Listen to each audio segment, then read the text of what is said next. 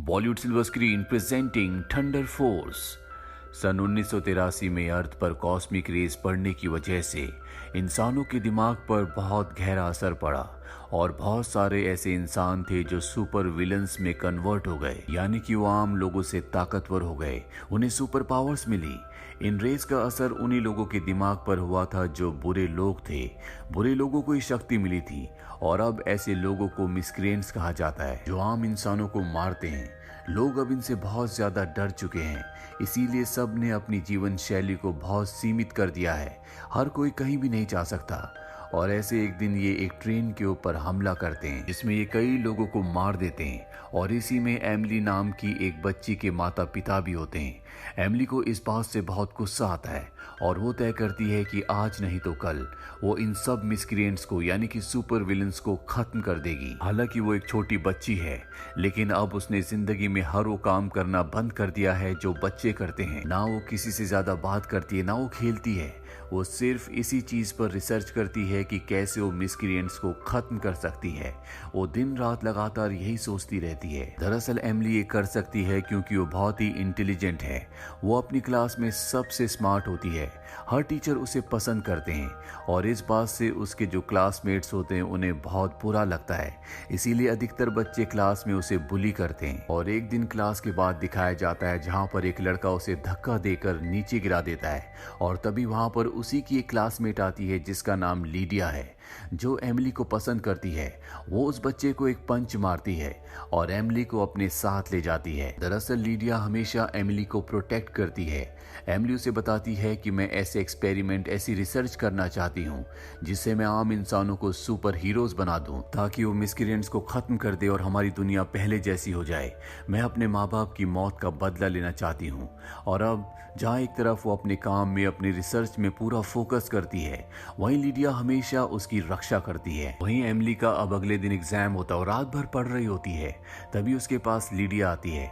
Lydia उसे कहती है कि अब तुम्हें कुछ देर आराम कर लेना चाहिए, मैं तुम्हें टाइम पर एग्जाम के लिए उठा दूंगी।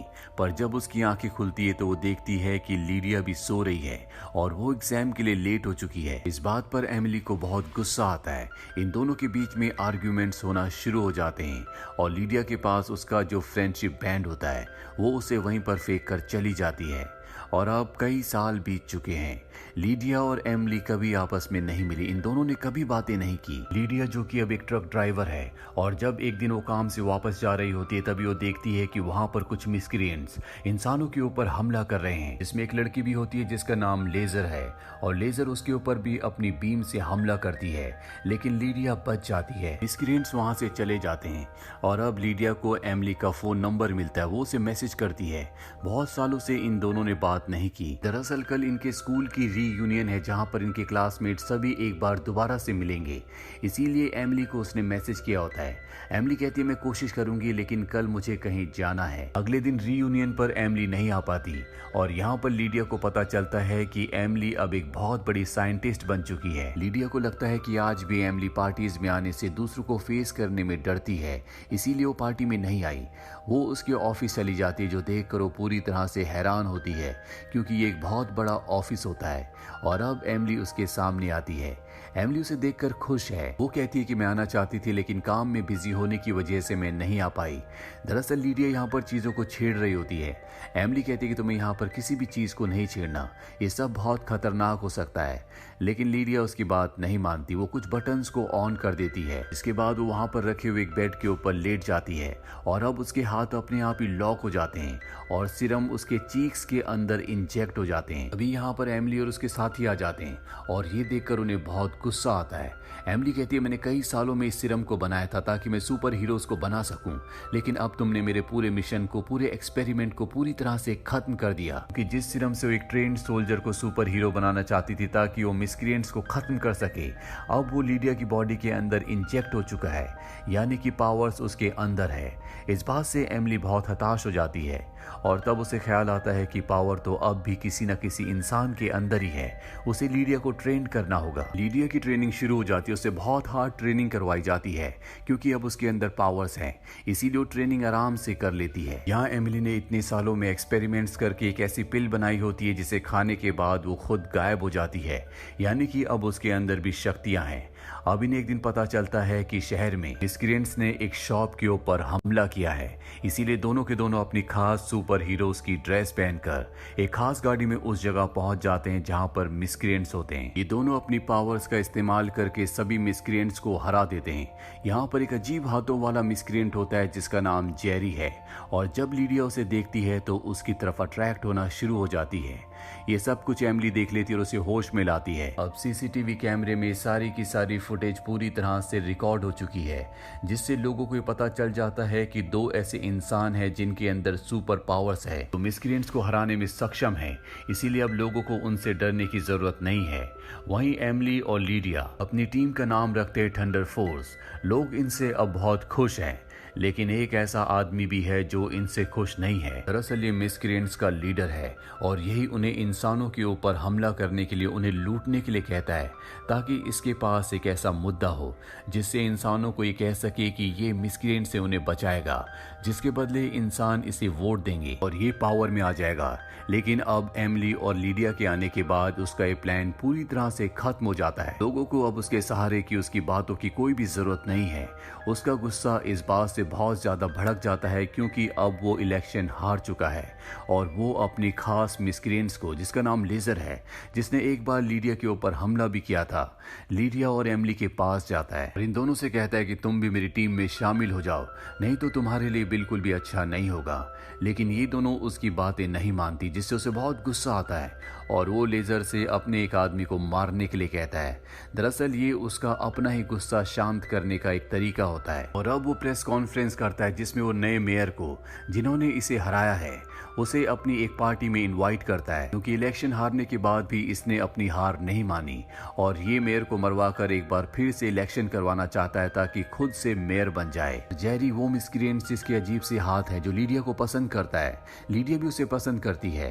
ये दोनों के दोनों एक रेस्टोरेंट में जाते हैं जहां पर जेरी लीडिया को पूरा का पूरा प्लान बता देता है कि किस तरह से उनका लीडर नए मेयर को मरवाना चाहता है ताकि वो खुद मेयर बन जाए। ये पूरी इन्फॉर्मेशन मिलने के बाद लीडिया एमिली के पास जाती है और उसे बताती है कि कल जिस पार्टी में मेयर जाने वाले हैं वहां पर बॉम्ब ब्लास्ट होगा, जिससे मेयर के साथ और भी कई मासूम लोग मारे जाएंगे। अगले दिन एमिली अपनी बेटी को यहाँ पर अपनी मैनेजर के पास छोड़कर उस पार्टी में लोगों को और मेयर को बचाने के लिए चली जाती हैं। वहीं एमिली की बेटी को पता चलता है कि उसकी मॉम की जो मैनेजर है, जो उसके साथ है, वो इंसान नहीं है बल्कि अब वो भी एक मिस्क्रिएंट है और वो पूरी की पूरी इंफॉर्मेशन उस लीडर को, जो कि मिस्क्रिएंट्स को लीड करता है, उसे दे चुकी है कि यहाँ पर एमिली और लीडिया आ रही हैं। एमिली की बेटी मैनेजर को बेहोश कर देती है, लेकिन अब मिस्क्रिएंट के लीडर को पता है कि यहाँ पर वो दोनों आ चुकी हैं, इसीलिए वो उन तक पहुंच जाता है। इसके बाद मिस्क्रिएंट्स के लीडर और लीडिया के बीच में फाइट होती है।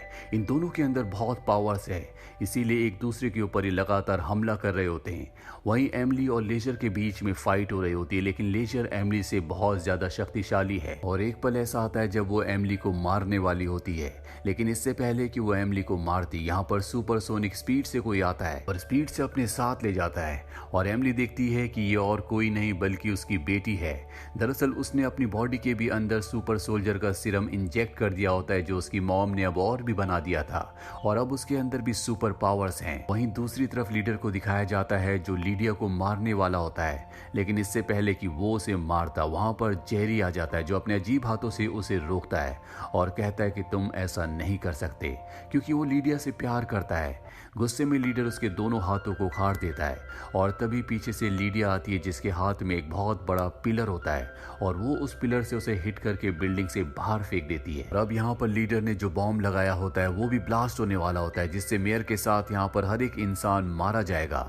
ये उसे डिसमेंटल करने की कोशिश करते हैं, लेकिन इन्हें नहीं पता कि उसे कैसे रोका जा सकता है। इसीलिए लीडिया उस बॉम्ब वाले बॉक्स को उठाकर विंडो के पास जाती है और बॉक्स को लेकर नीचे कूद जाती है और तभी एक बहुत बड़ा ब्लास्ट होता है। ऊपर एमिली और उसकी बेटी को दिखाया जाता है जो ये देखकर बहुत दुखी हो जाते हैं कि लीडिया अब इस दुनिया में नहीं रही। ये दोनों के दोनों नीचे जाते हैं तो देखते हैं कि वहां पर लीडिया पूरी तरह से सही सलामत है, उसकी जान नहीं गई और ऐसा इसलिए होता है क्योंकि उसकी बॉडी के अंदर जो सीरम इंजेक्ट किया गया था वो बहुत ही पावरफुल होता है। उसकी स्किन, उसकी बॉडी अब बहुत ज़्यादा स्ट्रांग है। लीडिया की जान बच जाती है जिससे एमिली और उसकी बेटी बहुत खुश होती हैं। और अब जेरी और लीडिया जो दोनों एक दूसरे से प्यार करते हैं, अब एक दूसरे के साथ हैं। साथ ही जेरी के हाथ जो लीडर ने उखाड़ दिए थे, अब वो भी वापस आ रहे होते हैं और इस तरह से इस कहानी की एक हैप्पी एंडिंग हो जाती है। उम्मीद करते हैं कि ये कहानी आपको पसंद आई होगी।